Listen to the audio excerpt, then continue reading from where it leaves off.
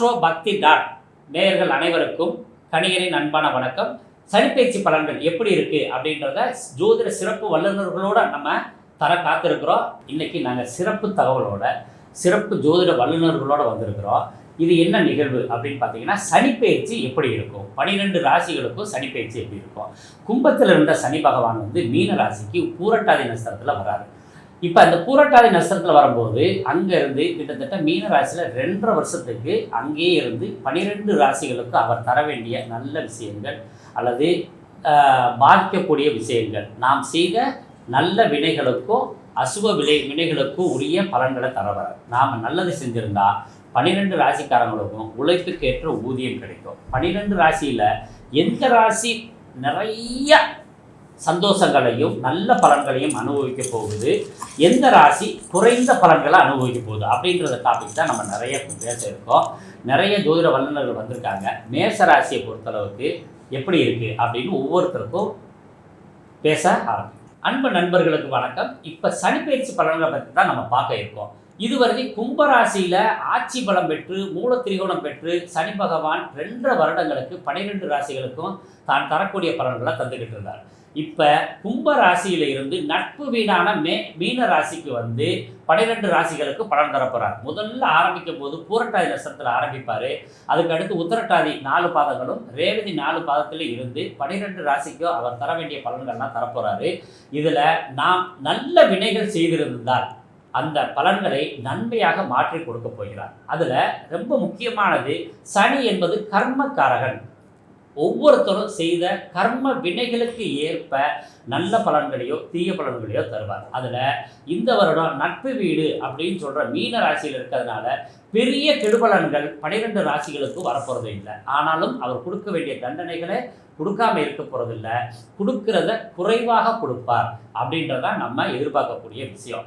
ஏன்னு கேட்டிங்கன்னா, இருக்கிறதுலையே பெரிய மேஜர் கிரகங்கள் எது அப்படின்னு பார்த்தோம்னா குருவும் சனியும் தான். இவங்களை வச்சு தான் நம்ம 12 ராசிகளுக்கும் ஒவ்வொரு வருடமும் அந்த நிகழ்வுகளை நம்ம பற்றி பேசுகிறோம். அதில் குரு வீட்டில் சனி இருக்கும்போது ரொம்ப பெரிய பிரமாதமான நற்பலன்களை கொடுப்பார். குருவும் சனியும் சேர்ந்த காலங்களில் தான் நிறைய தொழில் விருத்தி மேம்படுது. அதில் மீன ராசியை பேராசிரியர் அப்படின்னு சொல்லுவோம். தனுசு ராசியை ஆசிரியருக்குரிய ராசியாகவும் மீன ராசியை பேராசிரியருக்குரிய ராசியாகவும் சொல்லப்படுது. அப்போ பேராசிரியருக்குரிய ராசியில் சனி உட்காரும் போது எல்லோருக்கும் நல்ல போதனைகளை செஞ்சு கொடுக்குறார். அப்போ நாம் இந்த 12 ராசிகளுக்காரவங்களுக்கு எந்தெந்த விஷயத்தில் பலக்கீனம், எந்தெந்த விஷயத்தில் நன்மை இருக்குது அப்படின்றதெல்லாம் நம்ம தொடர்ந்து பார்க்க போகிறோம். ஒவ்வொருத்தரும் உங்கள் ராசிகளுக்கு பார்த்துட்டு எப்படி இருக்குது அப்படின்னு சொல்கிறேன்.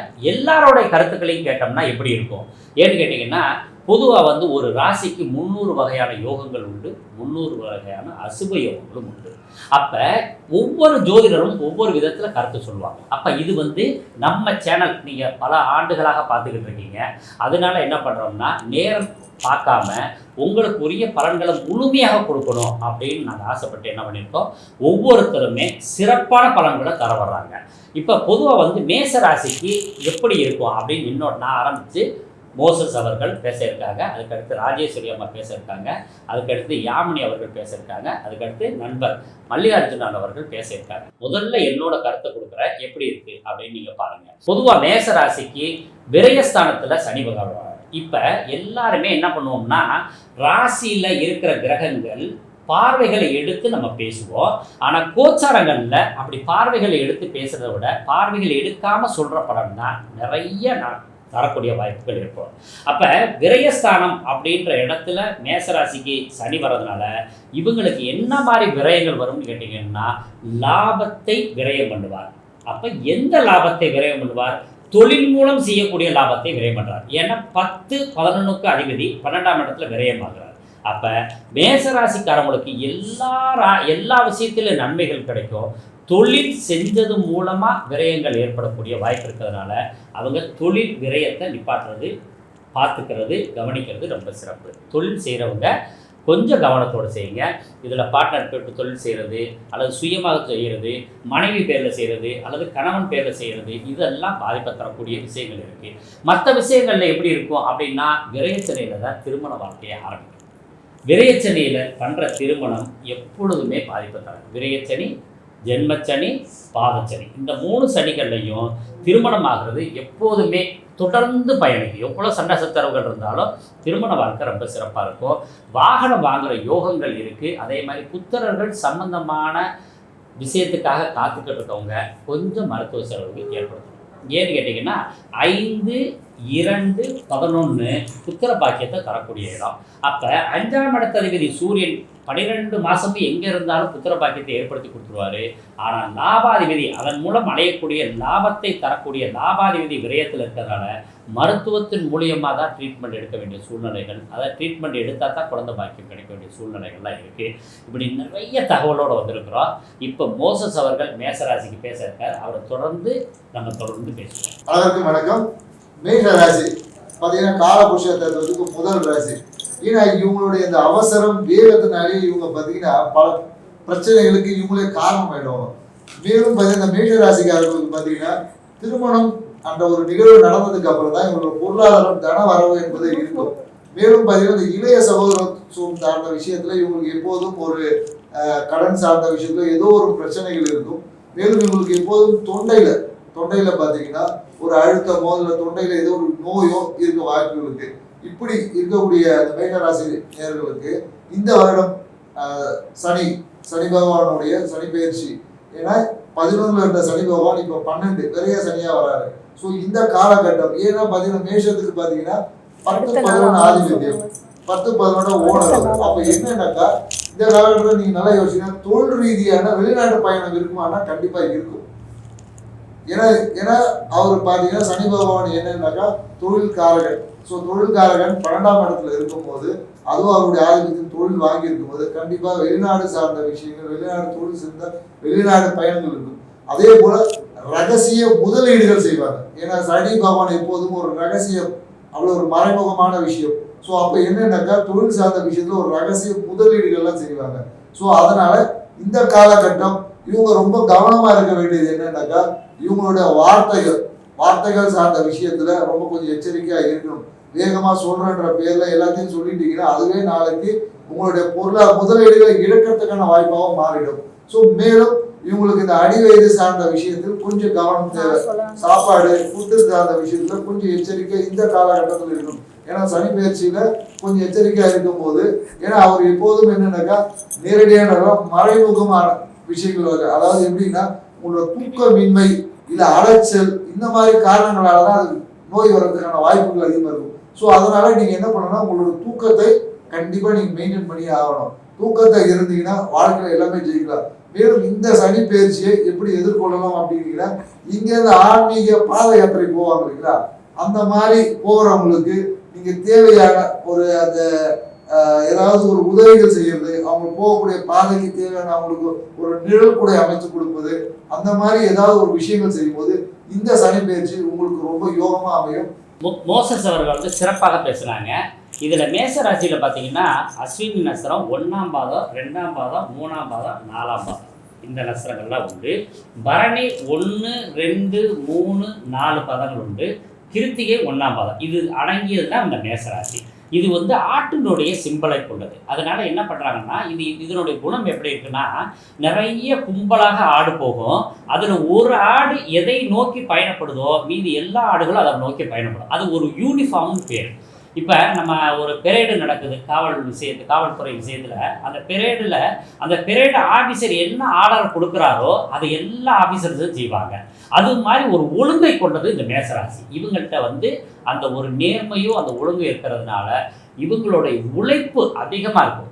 உழைப்பு அதிகமாக இருக்கிறதுனால இவங்களுக்கு இந்த சனியினுடைய தாக்கம் எப்படி இருக்கும் அப்படின்னு பார்த்தோம்னா மத்தியான தூக்கத்தை விட்டாங்கன்னா சிறப்பாக இருக்கும் அப்படின்னு நல்ல நல்ல தகவல்கள்லாம் இருக்குது.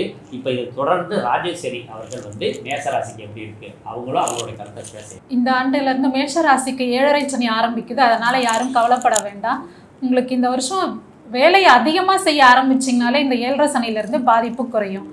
தூக்கத்தை விட்டுருங்க, சுறுசுறுப்பாக வேலை செய்யணும், ஓய்வெடுக்காமல் வேலை செய்யணும். யாரெல்லாம் உயர்கல்விக்காக வெளிநாடு போகணும்னு நினைக்கிறீங்களோ அவங்க எல்லாருக்குமே இந்த வருஷம் சக்ஸஸாக இருக்கும்.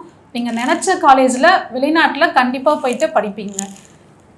உங்களுடைய முயற்சிகள்லாம் வெற்றிகரமாக அமையும். சகோதரர்கள் வந்து இரட்டை தன்மையாக இருக்கக்கூடிய வாய்ப்பு இருக்குது. உங்கள் கீழே ஒன்று சொல்லுவாங்க, உங்களுக்கு எல்லா உதவியும் செய்கிறேன்னு சொல்லுவாங்க, ஆனால் அவங்க கீழே இருந்த உதவி எல்லாம் உங்களுக்கு கிடைக்காது. திருமணம் சார்ந்த விஷயத்தில் பார்த்தீங்கன்னா உங்களோட வயதில் மூத்தவங்களை திருமணம் செய்ய வாய்ப்பு இருக்கும், காதல் திருமணத்துக்கும் வாய்ப்பு இருக்குது, வேறு மதம் ஜாதி சார்ந்த பெண் அமைகிறதுக்கும் வாய்ப்பு இருக்குது. மேசராசியை பொறுத்த அளவுக்கு சகோதர ஸ்தானம் எப்படி இருக்குது அப்படின்னா, பொதுவாகவே பார்த்தீங்கன்னா அவங்களுக்கும் மூத்த சகோதர சகோதரிகளுக்கும் இளைய சகோதர சகோதரிகளுக்கு எப்போதுமே சண்டை சச்சரவு இருந்துகிட்டு இருக்கும். அதே வகையில் இப்போ மூத்த சகோதரிகளால் சொத்து சார்ந்த வில்லங்கம் விரயங்கள் அதிகமாக இருக்குது. இதை கொஞ்சம் கவனமாக இருங்க. இதை தொடர்ந்து நம்ம யாமினி அவர்கள் வந்து இப்போ பேச வர்றாங்க. மேஷராசி நேயர்களை, மேன்மையான ராசி, முதல் ராசி, ஏழரை சனி நடைபெறுவதால் பயப்பட வேண்டிய அவசியம் ஒன்றும் கிடையாது. கொஞ்சம் கவனம் தேவை. அடிவயிறு சம்பந்தப்பட்ட பிரச்சனைகள் ஏற்படும். வெளிநாட்டுக்கு பயணம் செல்பவர் தாராளமாக செல்லலாம். இந்த வருடம் பார்த்தீங்கன்னா விளையாட்டு வீராங்கனை வெற்றி பெறத்துக்கு நிறைய வாய்ப்புகள் உண்டு. ஏன்னா மேஷம் செவ்வாய்க்குரியவர். அப்போ அந்த செவ்வாய் 9க்குரியவர் என்பதால் இவர்கள் முருகரை வழிபடுவது மிகவும் சிறப்பு. அதுலேயும் பார்த்தீங்கன்னா அந்த செவ்வாய்க்கிழமையில பச்சரிசி தானம் பண்ணுவது இன்னும் அவங்களுக்கு மென்மேலும் வாழ்க்கையை வந்து சிறப்படைய செய்யும். அவங்களுக்கு ரொம்ப சிறப்பு. அதே மாதிரி இப்போ மேசராசிக்காரவங்க பொதுவாக என்ன பரிகாரம் பண்ணணும், என்ன கோயிலுக்கு போகணும் அப்படின்ற தகவலையும் இப்போ தந்துடுறோம். அஸ்வின் நட்சத்திரத்துக்காரங்க ஆதி காலம் முதல் இன்னைக்கு வரை சொல்லக்கூடிய விஷயம் எதுன்னு கேட்டிங்கன்னா, பிள்ளையார்பட்டி கற்பக விநாயகர் வழிபாடு செய்யணும். எட்டி மரத்துக்கு தண்ணி ஊற்றிட்டு வர்றது அல்லது எட்டி மரம் வச்சு வளர்க்குறது அவங்களுக்கு பெரிய வெற்றியை தரும், தோஷங்கள் நிவர்த்தியாகும். ராஜாளி பறவையை வந்து நீங்கள் பயன்படுத்திட்டு வாங்க, அது உங்களுக்கு தோஷத்தை நிவர்த்தி பண்ணக்கூடியது.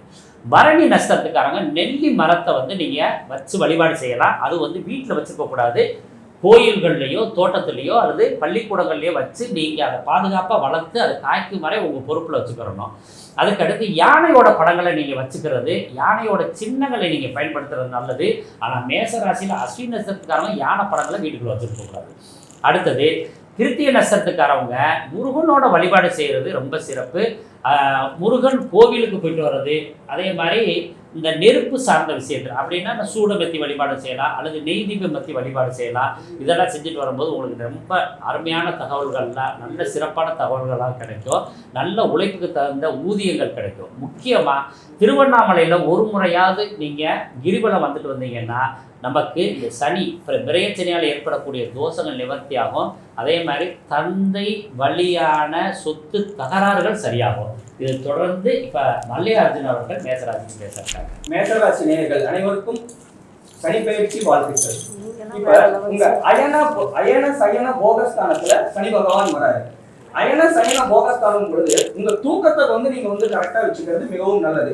எப்ப பார்த்தாலும் நீங்க செல்போன் பாக்குறது இந்த மாதிரி விஷயங்கள் எல்லாமே விட்டுட்டு நீங்க தூக்க விஷயத்துல கவனமா இருந்தீங்கன்னா உங்க வாழ்க்கையில ஒரு படி நீங்க வந்து முன்னேறலாம். எல்லாருமே வெளிநாடு போலாம்ங்கிற வார்த்தையை சொன்னாங்க.